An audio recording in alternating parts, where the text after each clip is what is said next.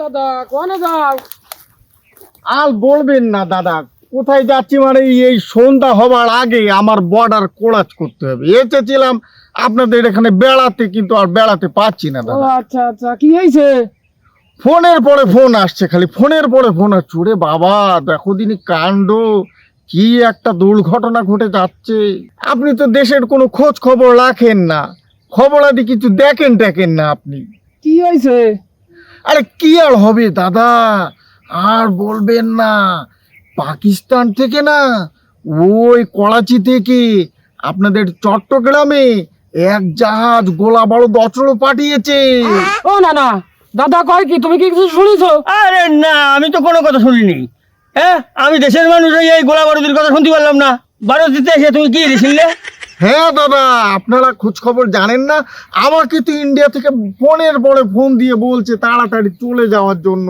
না না, কি বলে? কি একটা সাংঘাতিক ব্যাপার বলুন তো। পাকিস্তান কোনোদিন আপনাদের ভালো চায় না, বুঝতে পেরেছেন?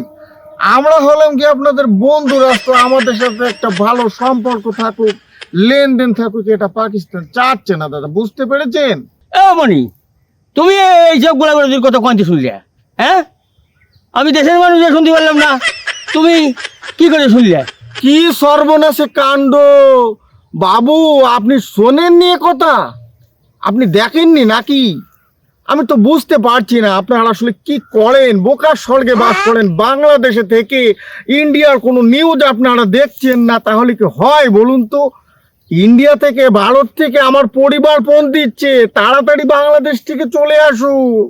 আর তারপরে হয়েছে কি, ওই যে আপনার ওই আমাদের যে ইন্ডিয়ান যত মিডিয়া আছে না, এই মিডিয়া তো সুন্দর করে একদম বাজিয়ে এটা ভাইরাল করছে। আপনারা দেখেননি যে পাকিস্তানের করাচি থেকে এক জাহাজ বড়ে বাংলাদেশে আপনার চট্টগ্রামে লঙ্গর ফেলেছে, ওখানে গোলা বারুদ নিয়ে এসেছে। ওরে বাবা, কি সর্বনাশে কাণ্ড!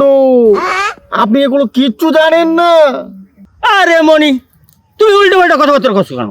এই করাচির থেকে আইছে এই কন্টেনারে, ওই জাহাজে ওই আলু পেঁয়াজ আর ওই টেক্সটাইলের কাঁচামাল আইছে। এইসব উল্টো পাল্টা কথা কেন তোমরা করছো? হ্যাঁ, আরে বাবা, বাবু আপনি কিছু বুঝতে পারছেন না দা। আপনি বুঝতে পারবেন যখন ঘাপান শুরু হয়ে যাবে না, তখন বুঝবেন যে পাকিস্তান আপনাদের বন্ধু না, শত্রু। একমাত্র বাংলাদেশের বন্ধুই হচ্ছে আমাদের ইন্ডিয়া, বুঝতে পেরেছেন? আমাদের ইন্ডিয়া। আর ওই যে দেখেছেন না, কন্টেনারে পাঠিয়েছে, আপনাদেরকে ভুল বুঝিয়েছে। আমাদের যারা মিডিয়াবিদ আছে না, যারা সাংবাদিক আছে না, তারা আসলেই সাংঘাতিক।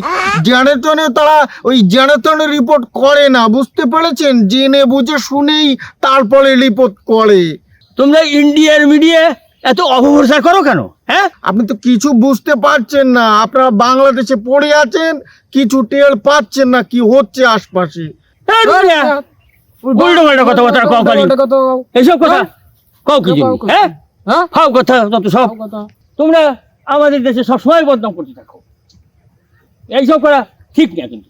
আপনারা দাদা আসলে ব্যাপারটা বুঝতে পারলেন না, আপনার সেই কুড় ব্যাঙই থেকে গেলেন, বুঝতে পেরেছেন? যখন ঘাপান শুরু হবে না, তখন বুঝতে পারবেন। যাই বাবু যাই, আমার আবার সন্ধ্যার আগে বর্ডার পার হতে হবে। আপনাদেরকে বুঝিয়ে কোনো লাভ নেই আমার দাদা।